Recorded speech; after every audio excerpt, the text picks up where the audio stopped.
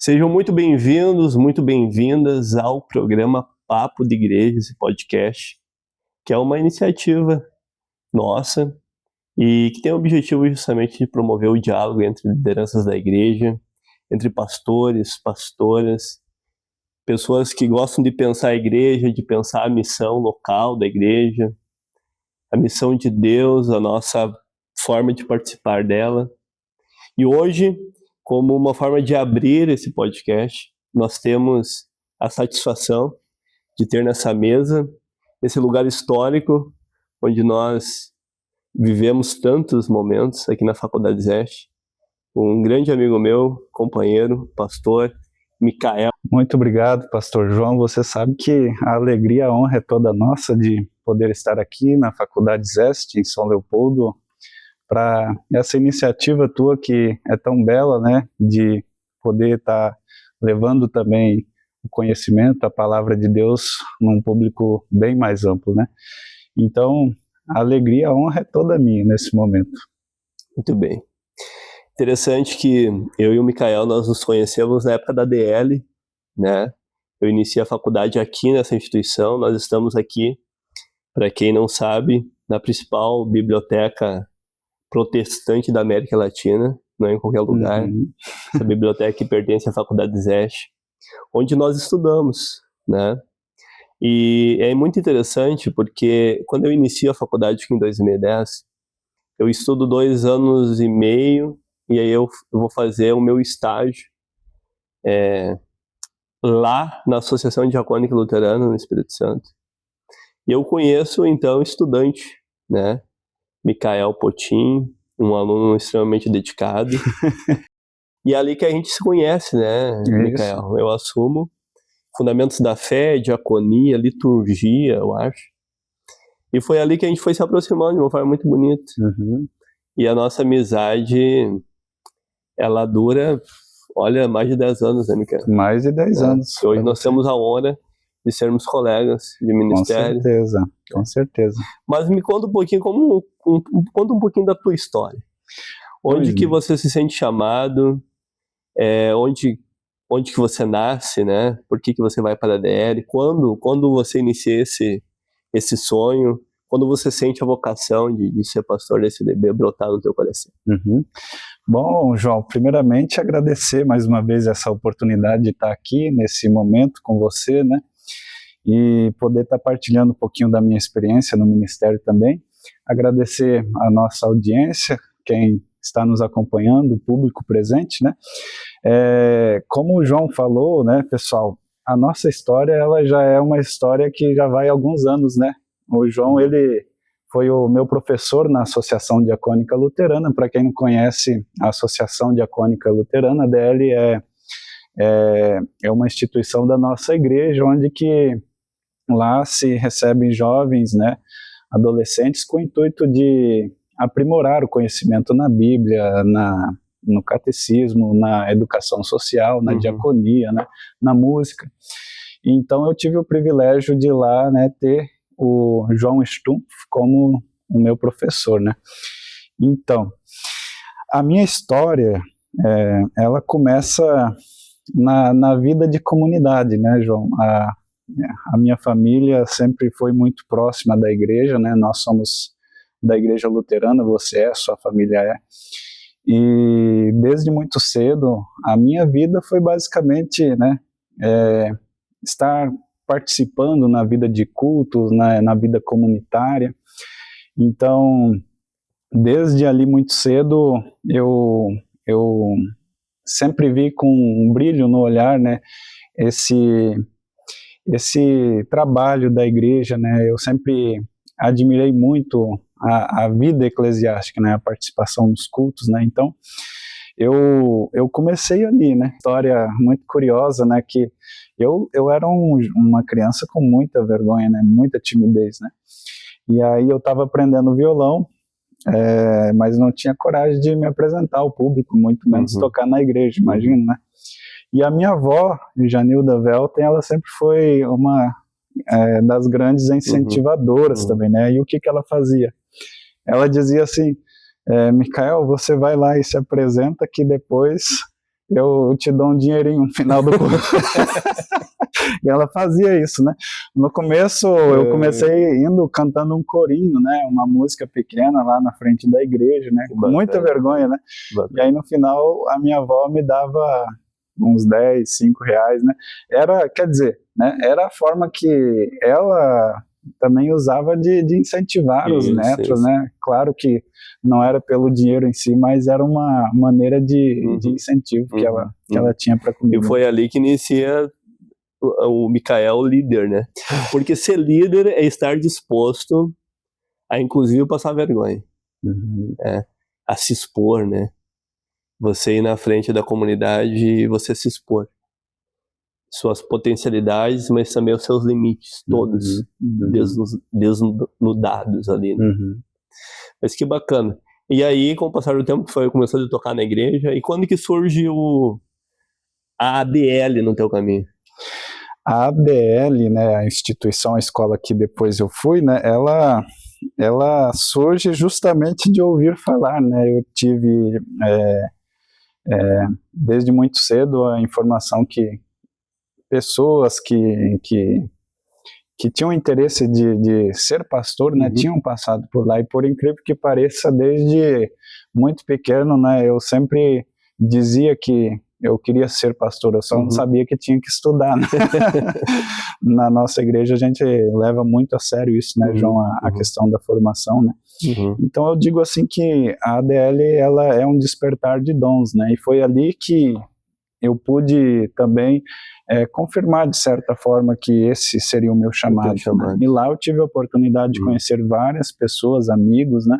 Amigas que a gente tem até hoje, e também professores, que hoje, inclusive você, né, por exemplo, é um colega aí de ministério, né? Eu acho muito interessante, Micael, sempre guardo isso no meu coração. Na época em que você era estudante, teve uma atividade em que nós propomos para que os alunos fossem falar como eles se imaginavam dali 10 anos. Onde eles queriam estar dali 10 anos. E aí eu entrevistei vários estudantes, e a maioria, não sei, uns, eu quero ser jogador de futebol, eu quero ser ator, atriz, né? A ADL é muito forte também, a questão do teatro. Aí eu quero ser educador social. E eu fui te entrevistar. E aí eu falei, Micael, como você se vê daqui 10 anos? E aí você me disse, eu quero ser pastor da SDB. Eu quero ser pastor da SDB. E aquela certeza, cara, eu inclusive depois levei para a reunião dos professores, né? Eu falei, esse menino me surpreendeu, eu nunca vi nada parecido. Eu nunca vi alguém tão convicto daquilo que ele quer ser, ainda mais na direção do ministério eclesiástico, né?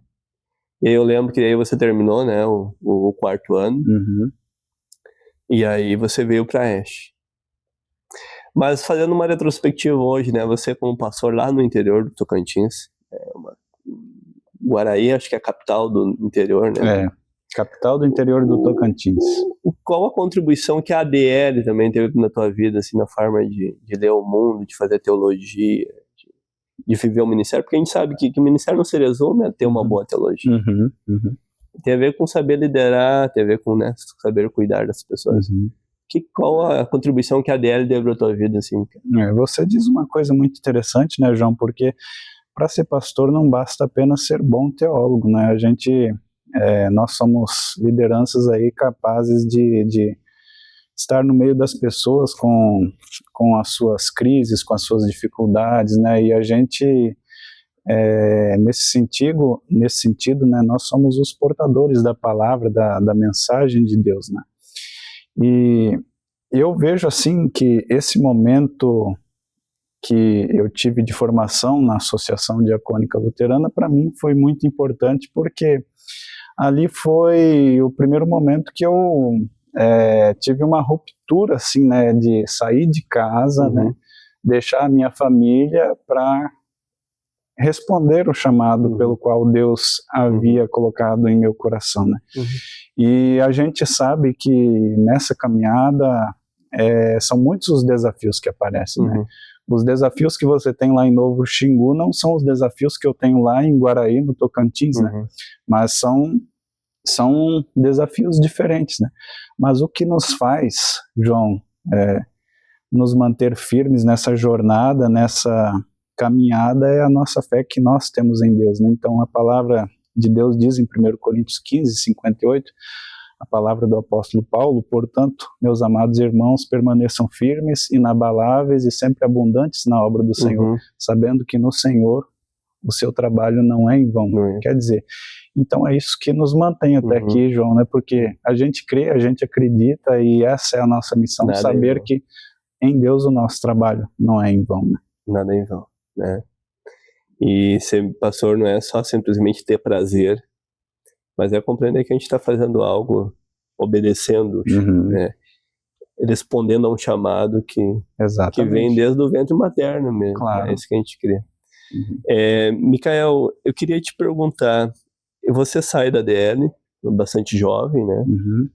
Chega aqui com 19 anos, aqui na Faculdade Zeste eu iniciei, foi com 19 anos, os estudos da teologia. Eu fico pensando na nossa vida, na nossa trajetória, tem algumas pessoas que nos marcam, né? Especialmente os docentes, os professores, né? Quem são os teus grandes mestres? No sentido, quais são os professores que mais te marcaram? Assim? Poxa, rapaz, agora você me colocou numa encruzilhada, viu, João? Porque são muitos aqui que nos marcam, né? Olha, no tempo de faculdade, João, a gente acaba conhecendo muitos professores, né? E os professores que passam por nós, na verdade, e a verdade é que eles sempre deixam um pouquinho de si em nós, né? Mas professores que me marcaram, eu poderia citar aqui vários, mas eu sempre fui muito interessado pela área da história, né, da teologia, né, da história da igreja. Então eu posso citar aqui o professor Werner Helfmann, que nos dava aula de Novo Testamento, teologia do Novo Testamento, né? O professor Flávio Schmidt, que dava aula de história de Israel, né? Antigo Testamento, mas também Antigo Testamento, exato, né? Temos mais na área prática também professores que nos marcaram, Rodolfo Guede Neto, que foi e é ainda na ISLB, né? Um grande compositor, né? Que traz aí belas canções, né? Iluminado pelo Espírito Santo. Iluminado pelo Espírito Santo para compor canções tão belas assim, né?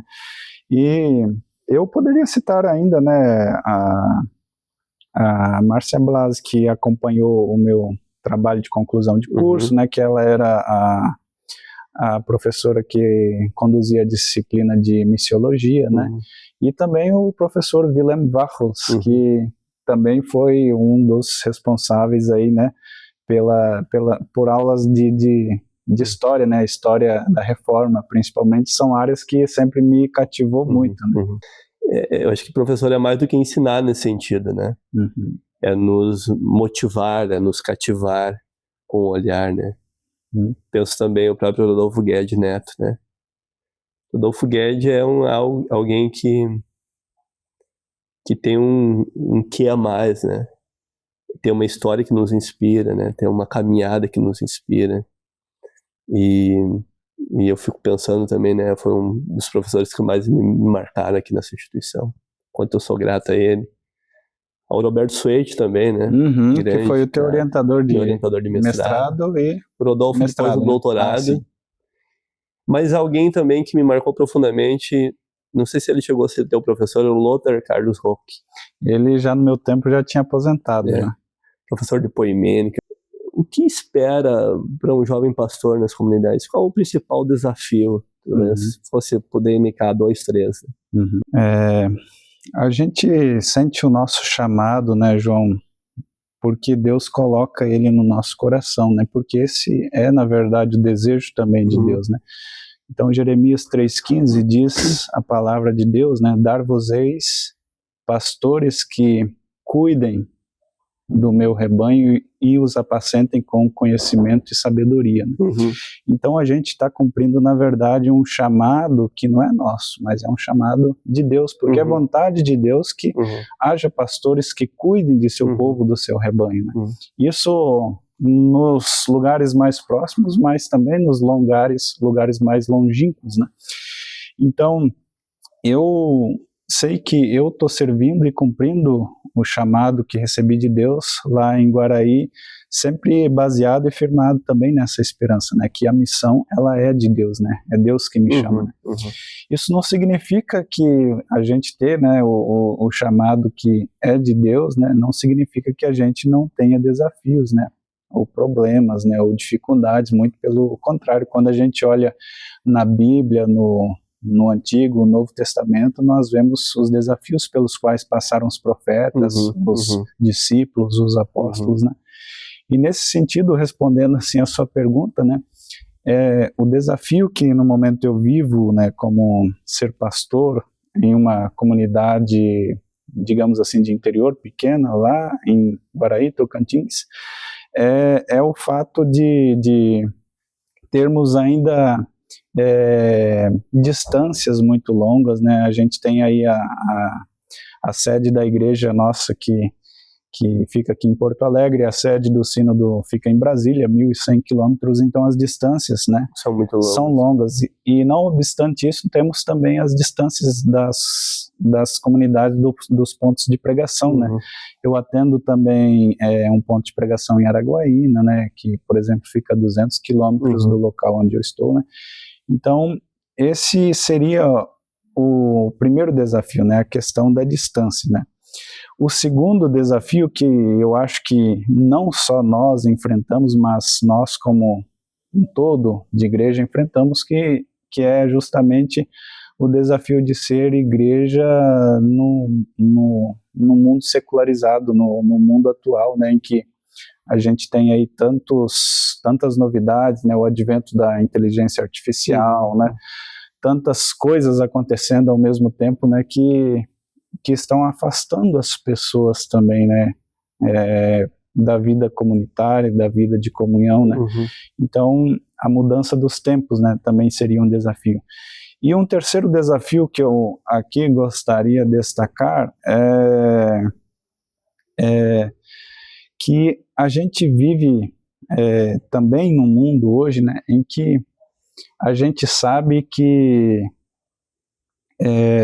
as pessoas estão sempre à procura de preencher o vazio que elas têm em si.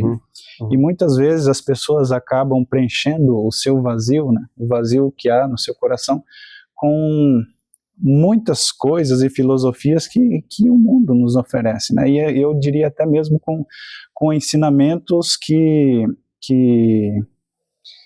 são até, de certo ponto, né, contraditórios com o que Jesus nos pede e nos ensina, né? Porque nós, como igreja luterana, né, João, você sabe disso, eu sei, nós sabemos, né? A salvação, ela não está à venda, né? A salvação, nós acreditamos que ela vem pela fé, mediante a graça de Deus, né? E foi isso a grande descoberta de Martim Lutero, conforme Romanos 1,17, né?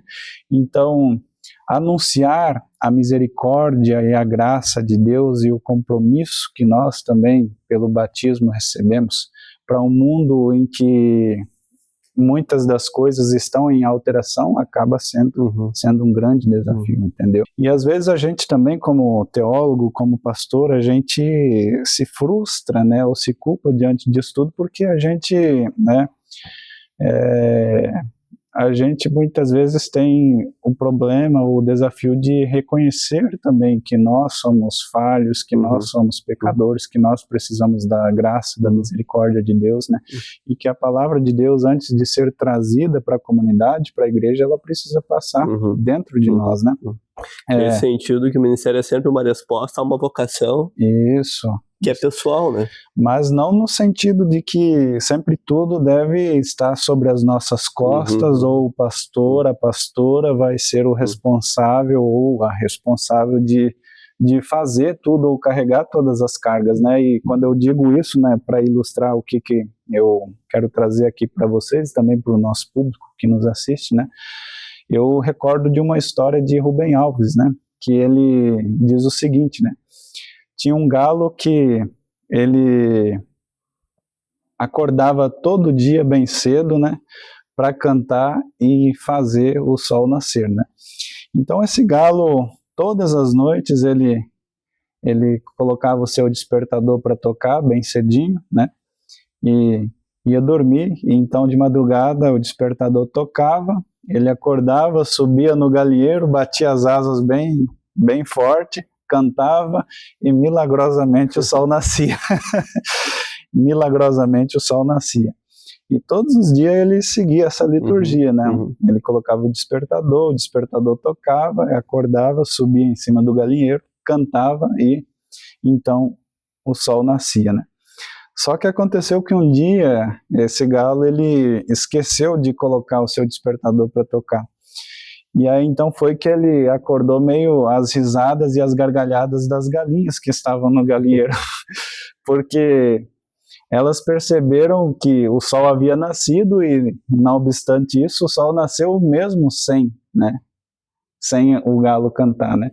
Então, o que Rubem Alves quer dizer com essa história que eu trago aqui para vocês, né? Muitas vezes nós, como pastores, né, temos essa falsa compreensão de que nós somos os responsáveis por fazer o sol nascer, né? Quando não é sempre assim, né? Assim como aquele galo que tinha uma falsa compreensão da realidade, muitas vezes nós também nos enganamos, né? Porque antes de ser Micael ou antes de ser João, a gente sabe que tem um Espírito de Deus. Nós temos um Deus que age através de nós, mas também em nós, né? Então não é por causa de nós, mas é através de nós que Deus age e que assim nós também levamos a sua palavra e transformamos o mundo. Perfeito. Eu lembro de uma história atribuída a Lutero, não sei, nunca encontrei a fonte, mas é atribuída a Lutero. Enquanto eu e meu amigo Melancto estamos tomando a melhor cerveja, Lutero gostava muito de cerveja, de Wittenberg, o Espírito Santo está agindo por aí, derrubando aquilo que precisa ser derrubado e construindo também aquilo que precisa ser construído. Acho que isso não quer dizer que a gente não deva fazer nada, né? Pelo contrário, é fazer o que é possível, mas colocar o impossível nas mãos de Deus, né? Eu fico pensando, tu acredita que nós temos hoje uma grande taxa de ansiedade, de depressão, inclusive com colegas da nossa igreja, fora da igreja, lideranças das comunidades. Você acha que parte disso, parte dessa frustração, tem a raiz nesse sentido de que talvez a gente ache que tem que fazer tudo? É uma dificuldade a gente fazer um exame assim ou dizer as causas, né? Porque as causas, na verdade, elas são bem amplas, né, João? Mas fato é, e isso também a medicina diz, né, que a falta de harmonia, né, com o corpo, com a mente, com o espírito, né, ela inevitavelmente fará com que o corpo sofra, né? Então, se a gente não está bem emocionalmente, se a gente não está bem também espiritualmente, né, isso reflete também no nosso corpo, né? E eu não posso negar isso, aí você tem razão, né? Nós temos aí muitos sofrimentos, né? Pessoas que estão sofrendo, e inclusive também pastores, pastoras, né? Eu sou muito jovem ainda, mas porque a gente também tem cargas que são muitas vezes bem pesadas, ou pensamos que nós temos que fazer tudo ou carregar tudo nas nossas costas, né? Ou como diz a história do Rubem Alves, né? Tentar fazer o sol nascer, né? E quando a gente vê que a gente não consegue dar conta de tudo, né? Aí a gente acaba sofrendo por causa disso, né? Então, é um chamado também a gente saber cuidar e definir também os nossos limites, né? Fazer exercício, faça academia. Pensa uma alimentação saudável. Sim. Qual a importância disso no contexto do ministério hoje? Uhum.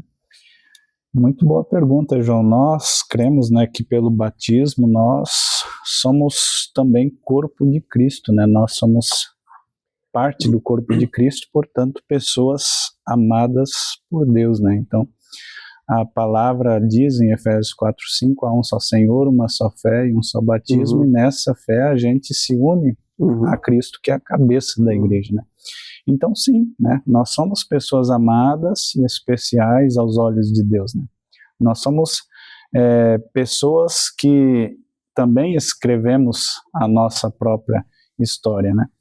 Nesse sentido, né, a gente volta e meia se pega justamente nessas perguntas ou nesses dilemas que nos colocam em encruzilhadas, né? Por exemplo, uma vez perguntaram numa entrevista para o teólogo Jürgen Moltmann, né? O Jürgen Moltmann, para quem não conhece, gente, ele foi um dos responsáveis aí por escrever e trabalhar a teologia da esperança, né? Perguntaram para ele, né, como que ele, o que ele fazia para sentir a presença ou o Espírito de Deus na vida dele, né? E ele, muito sarcasticamente, ele disse assim: João, olha, eu não faço nada. Eu não faço nada, porque o Espírito de Deus, ele age e tem liberdade para agir como ele quer em nós, né? Naturalmente, nós temos o chamado de nutrir a espiritualidade, de viver a fé, isso é parte nossa, mas o Espírito de Deus, ele age como ele quer, né? Mas nesse campo a gente tem também as nossas responsabilidades, né? Então, para viver bem aqui, eu tenho que saber, né, que se eu não cuidar da minha alimentação, eu sei que os meus exames eles vão se alterar, eu vou ter mais adiante um problema de colesterol ou de triglicerídeos, né? Se eu não me movimentar, me exercitar, quando eu chegar lá na idade mais avançada, eu também vou ter dificuldade para caminhar, né? Então, eu cultivo isso na minha vida também mantendo o equilíbrio, né? Como um pastor jovem, eu me interesso muito por esporte, futebol, né? No momento não pratico, joga bem, viu? Não. Só o meu time que não estava jogando muito bem ultimamente, mas é o Vasco? Falar do Vasco aqui é um problema, porque a gente tem muito flamenguista aí que nos ouve, né? E o seu, como aí o paranaense, né? O Grêmio tá difícil. O Grêmio também. Já me deu muita alegria, mas ultimamente tá difícil. Tá difícil, né? Para nós tá difícil. Né? Mas nesse sentido, né? Eu cultivo assim, né? A minha vida pessoal, né? Buscando também ter esse equilíbrio, né? Buscando uma alimentação saudável, a prática de exercícios físicos, né? E cuidando também da nossa espiritualidade, que eu sei que isso é muito importante, né? E é nisso que eu acredito e eu creio que esse é o caminho também. É fazendo de novo aquilo que nos cabe, né? Assumindo nossa responsabilidade com a vida. Eu acho muito interessante, sabe, Michael, quando o apóstolo Paulo compara a nossa vida de cristão a uma corrida, né? A gente corre rumo à vitória, obviamente, mas a corrida do ministério não é 100 metros rasos, né? Não. É uma maratona. É uma continuidade, e a gente, né, só consegue chegar, a gente só consegue correr uma maratona se a gente saber o momento de obviamente, dar o máximo, o momento também de pegar uma água, o momento de aproveitar a sombra, o momento ou seja, buscar esse equilíbrio, né? Exato. Ou seja, de se alimentar, de se preparar, e porque ao contrário a gente fica pelo caminho, né? E qualquer um que correr a maratona pensando que é 100 metros rasos, não vai chegar ao final. Vai se arrebentar antes. É necessário se cuidar, é necessário buscar uma qualidade de vida, né? Para que a gente possa continuar pregando o Evangelho de Jesus Cristo por muito tempo. Exato. Né? Esse é o nosso chamado. Para o pastor exercer um ministério bom, ele tem que estar bem, né? E esse cuidado, ele é diário, ele não é um momento, ele tem que acontecer todo dia, o cuidado conosco, com a nossa família, com a nossa espiritualidade, né?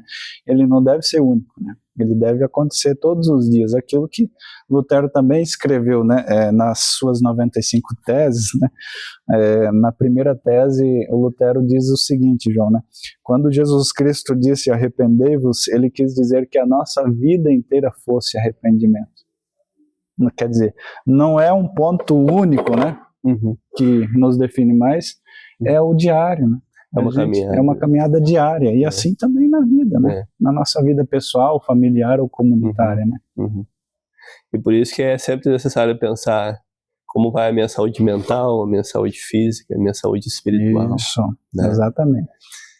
Vigilantes, sempre vigilantes. Meu amigo, por fim eu queria te perguntar, você como um jovem pastor, vale a pena ser pastor hoje? Olha, muito boa a tua pergunta, né, João?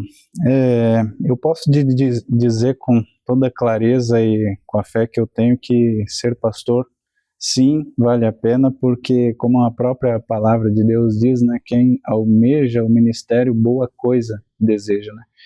Então é muito gratificante servir a Deus e ser o seu servo para trazer a sua palavra, né, a sua vontade, expressar, ser a expressão do seu amor nesse mundo, né, servindo através das nossas vidas. Claro, com certeza vale a pena, né? E o que mais é gratificante nisso tudo, João, é saber que a gente não está sozinho. Nós, nessa caminhada, como você bem disse antes, nós não estamos sozinhos, né? É a presença de Deus que nos fortalece, que nos consola, né, que nos dá ânimo para a nossa jornada, né? E eu me lembro aqui, agora nesse momento, de uma fala do pastor Dietrich Bonhoeffer, né, que em uma de suas prédicas ele dizia assim que a presença de Deus e o Evangelho são um grito de guerra contra o medo. Então, essa presença de Deus que eu sinto em minha vida e que a gente também quer compartilhar com outras pessoas, né, é o que nos fortalece, é o que expulsa o medo, é o que nos dá segurança e muito mais do que isso, nos fala de uma esperança que não está aqui nesse mundo, mas de uma esperança que nós aguardamos, né? Como diz Hebreus 13:14, nós não temos aqui cidade permanente, mas esperamos aquela que há de vir. Então essa esperança já vai iluminando e vai impulsionando, e esse Espírito Santo vai nos tocando, falando por meio de nós, apesar de nós também, né? Quando nós falhamos, o Espírito de Deus não falha. Eu acho que isso que é a coisa mais bonita da vida. E qual a relevância que você vê do teu ministério na vida das pessoas? Como que você percebe esse evangelho fazendo a diferença na vida das pessoas, ou por meio da pregação, ou por meio da música, né? Você é um músico, um exímio músico. Menos um pouco. Ele é muito bom, sim. Pois é, João, a gente sabe que o ministério é serviço, né? E a gente está aqui para servir, né? O próprio Jesus Cristo disse em Marcos 10:45 aos discípulos, né? Quem dentre vós quiser ser o primeiro deverá ser servo de todos, né? A palavra que ele usa ali é até uma palavra mais forte, né? O termo doulos no grego, que significa escravo, né? Então, Jesus, ele diz que quem quiser ser o primeiro, o mais importante, deve estar a serviço. Então eu vejo justamente isso, João, os frutos do meu trabalho, que não é trabalho meu, mas obra também do Espírito Santo, do trabalho que vem de Deus, né? Quando a gente pode enxergar também sinais de graça e de bondade através daquilo que a gente faz, né? E na comunidade a gente pode, você sabe muito bem disso, né? Muitos momentos sentir essa gratificação quando a gente vê e observa também os frutos que a gente colhe nessa caminhada, né? Eu, com pouco conhecimento de música que eu tenho, já tive a oportunidade de ensinar alguns alunos aí a tocar violão, né?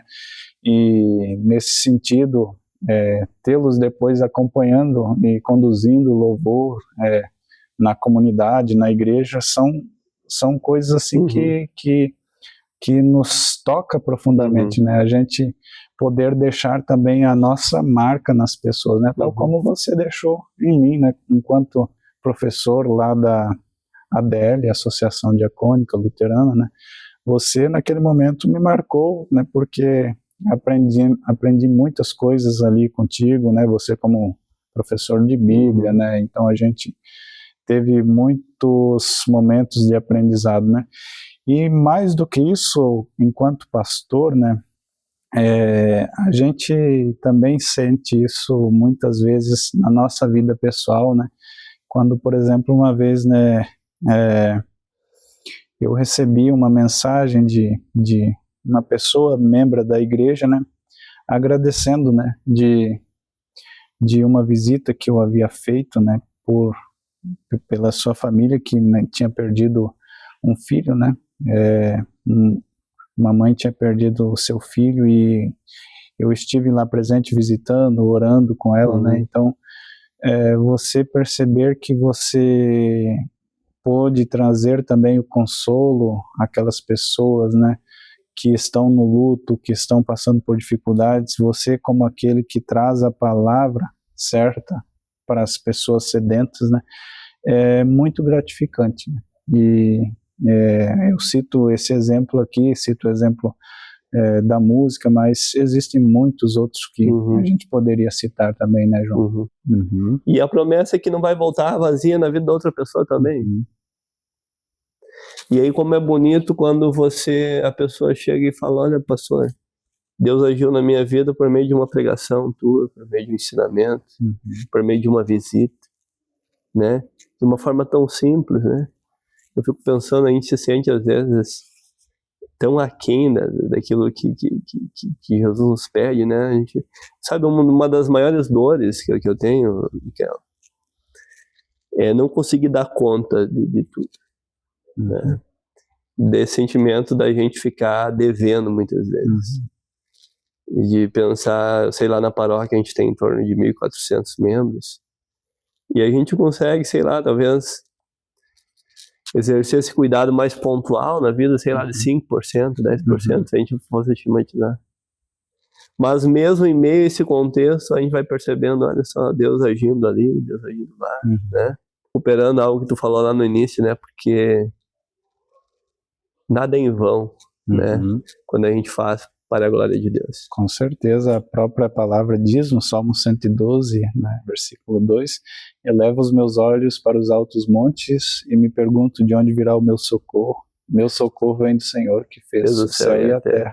Então é isso que nos conforta, né, João? Saber que nós não somos super-homens, super-pastores, né, mas que a gente pode olhar para cima e contar com o grande Deus nessa caminhada. E sabe uma coisa que eu queria compartilhar contigo ainda, Miquel? Diga. Uma fortaleza tua é uma fraqueza minha, no caso da música, tô falando assim. Eu sempre fui muito, muito ruim na música. Aranho no violãozinho, agora com muita insistência. E eu fico pensando que a gente sempre fala que Deus usa os nossos dons, mas Deus também usa a falta dos dons. Com certeza. Né? Eu fico pensando quando a gente está disposto a colocar as nossas limitações do Paulo, olha, Deus, eu não sou bom nisso, mas assim, se for da tua vontade, usa esse teu humilde servo. Veja bem, João, se a gente sabe de tudo, né, a gente cai no risco da comunidade ser puxada apenas pelo pastor, e é aí que você tem justamente uma virtude muito grande, né?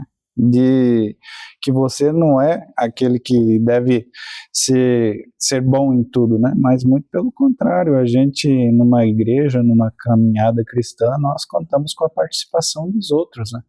Então, na igreja luterana a gente tem um problema muitas vezes que é que o pastor é aquele que administra financeiramente a paróquia, é aquele que cuida do rebanho, é aquele que é o zelador, é aquele que tem que ser o músico, que rege o coral e papapá, e assim vai, né? Então, o que é bem contrário da proposta do sacerdócio geral de todos os crentes, né, em que a gente também é chamado pelo batismo, todas as pessoas que creem são chamadas a participar da missão de Deus, né? Então você não precisa ser o bom músico, né? A sua tarefa enquanto pastor, ela parte também de outros pontos, né, que a gente já destacou aqui anteriormente. Pregar a palavra, administrar os sacramentos. E obviamente, né, identificar essas pessoas, chamar elas, né, e incluir, né, toda a comunidade, porque a missão não é só nossa, né? Não. A missão é de todo o povo de Deus. E sabe, João, um grande desafio que a gente tem é como chamar essas pessoas, né? Porque a gente tem ali na comunidade as pessoas que participam, mas temos também a dificuldade que essas mesmas, né, muitas vezes não querem colocar o seu dom a serviço, né? Então, aí eu não sei qual é a leitura que você faz, mas é um dos desafios que a gente tem também na comunidade, né? Eu, por exemplo, já tive situações que para formar um presbitério, né, a gente não tinha né, lideranças ali que aceitasse o convite para assumir um determinado cargo dentro da igreja, né? Então, como é que a gente lida também com isso, né? Então, isso é um desafio realmente que você traz, né? E aí acaba sempre ficando o trabalho sempre com o pastor, né? Tudo em cima da nossa conta, né? Entre desafios, potencialidades, virtudes e dificuldades, a gente segue, né? Com certeza. Porque nós fazemos parte dessa igreja, que apesar de toda a dificuldade, apesar de todos os defeitos e limitações, Deus conta com ela para como colaboradora, como cooperadora da sua missão neste mundo. Micael, uma alegria imensa poder conversar contigo. João, você sabe que a alegria é toda minha estar aí com vocês, aí participar desse podcast aqui nesse lugar que é berço de muitas e boas memórias, né? A Faculdade Zeste, a nossa faculdade de teologia na Igreja Evangélica de Confissão Luterana no Brasil, a ISLB, do qual nós somos pastores, né? Então, o Micael faz parte dessa nova geração de pastores que está chegando aí com muita vontade, com muito compromisso. Te espero até a próxima. Papo de Igreja quer ser esse espaço justamente de diálogo franco, afetuoso e bonito. Até a próxima, então.